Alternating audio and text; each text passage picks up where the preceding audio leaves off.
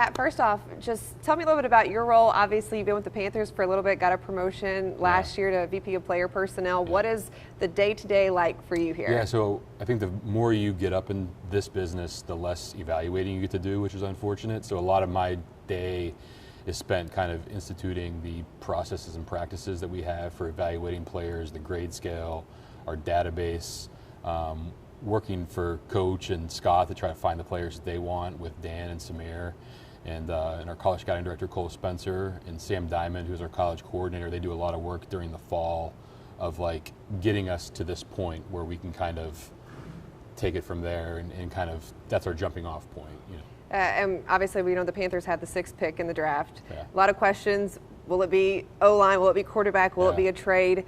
Where is the team at with that right now? I think it's, we're always going to try to find the best player, regardless of position. Whoever's going to help us consistently compete for the playoffs, those are the guys we're going to look for. And whether it's picking at 6, moving back, we have a big range where we don't have picks. If we're able to fill in some spots there, that's great. But, we're always going to have to be ready to pick.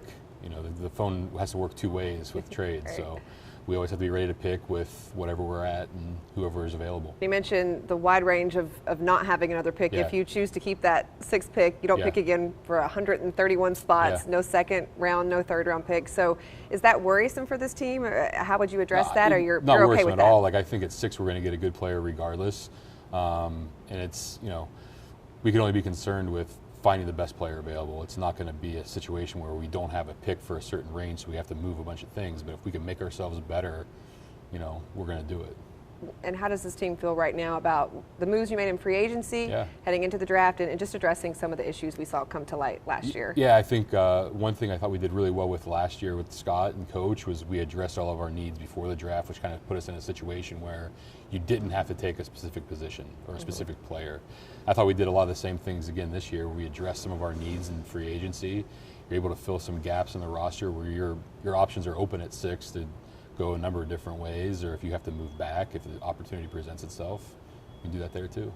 Yeah, and just speaking at quarterback position overall, a lot of people feel maybe this year's draft is a little weak. Names that come to mind, maybe Kenny Pickett, Malik Willis, right? Or also trading for maybe a Baker or a Jimmy, those types of things. But where does this team feel like it is right now? I know Sam is still here. The last two guys are on other teams' rosters, so we're not going to talk about them. But the guys in the draft, we feel really good about. We know that there's really good players available at all different sorts of positions in this draft, so we're comfortable with drafting wherever we are. And then just going to draft day and being in the war room, what's the atmosphere like in there amongst all of you guys? Yeah, it's not as hectic or chaotic as people would think.